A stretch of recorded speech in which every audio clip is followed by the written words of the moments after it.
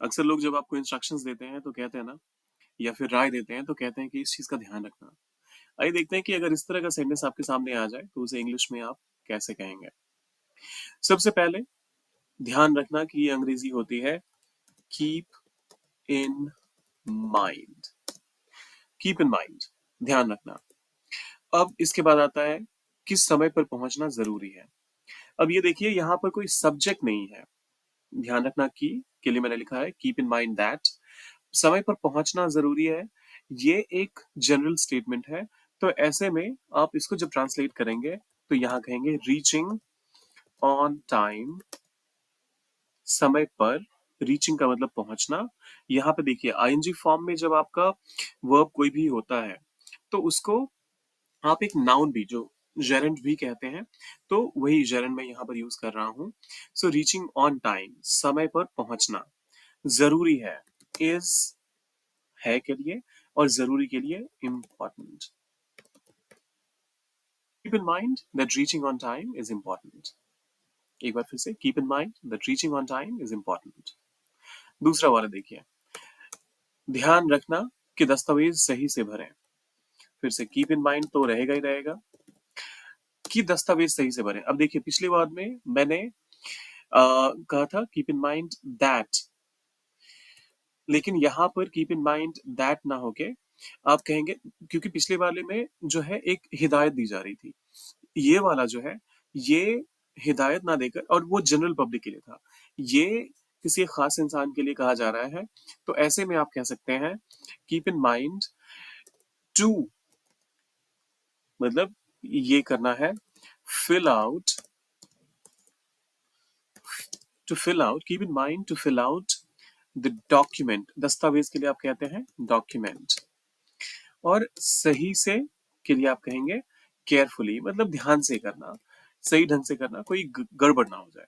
Keep in mind to fill out the form या फिर fill out the document carefully. ध्यान रखना कि दस्तावेज सही से भरें। Keep in mind to fill out the document carefully.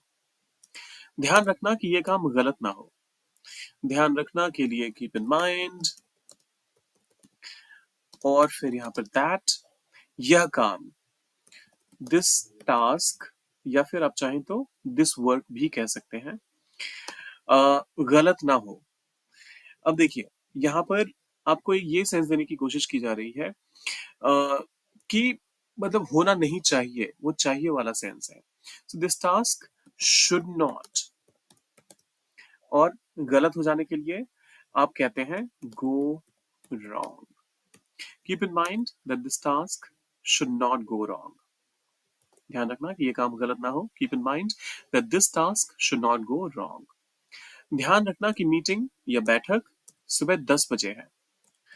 Keep in mind that the meeting, एक खास मीटिंग है, जो सारी मीटिंग्स की तो बात नहीं हो रही दुनिया की, तो एक खास मीटिंग है जो कल सुबह 10 बजे है या फिर सुबह के 10 बजे है। So keep in mind that the meeting is at, देखिए 10 बजे जो है शार्प टाइम है, तो इस वजह से अराउंड 10 नहीं कह सकते यहाँ पे, अप्रोक्सीमेटली बाय 10 ओ क्लॉक भी नहीं कह सकते, बाय 10 भी नहीं कह सकते, एट 10 ओ क्लॉक। और यहाँ मुझे पता नहीं है कि ये सुबह की बात हो रही है या शाम की, तो मैं यहाँ पर ओ क्लॉक कह रहा हूँ। अगर पता होता कि शाम के 10 बजे है तो मैं कहता 10 PM। Keep in mind the meeting is at 10 PM। अगर सुबह की बात होती, कंफर्म होता, तो 10 AM कहता, लेकिन यहाँ पर ऐसा कुछ है नहीं। अच्छा, बैठक सुबह 10 बजे है, माफ कीजिएगा, तो इस केस में आप 10 AM भी कह सकते हैं। आप अगर यहाँ पर ओ क्लॉक कहेंगे तो फिर उस केस में क्या होगा कि इन द मॉर्निंग भी कहना पड़ जाएगा और आपका सेंटेंस लेंदी हो जाएगा। ये नहीं है कि ये सेंटेंस गलत हो जाएगा, लेकिन सेंटेंस की जो है लंबाई वो बढ़ जाएगी। लेकिन आपको दोनों ऑप्शंस पता होने चाहिए, इस वजह से मैंने कहा या तो आप 10 AM कह दीजिए या फिर ओ क्लॉक इन द मॉर्निंग, दोनों ही सही है। कि ध्यान रखना कि बैठक सुबह 10 बजे है। Keep in mind that the meeting is at 10 AM, और keep in mind that the meeting is at 10 o'clock in the morning. ध्यान रखना कि ये काम तुम्हें अकेले ही करना होगा, जैसे वीडियो को लाइक करने का, सब्सक्राइब करने का और कमेंट करने का, ये काम तो आपको अकेले ही करना है। शेयर करने का काम, जो वीडियो देख रहे हैं उन लोगों को कह रहा हूँ, शेयर करने का काम भी आपको अकेले ही करना है।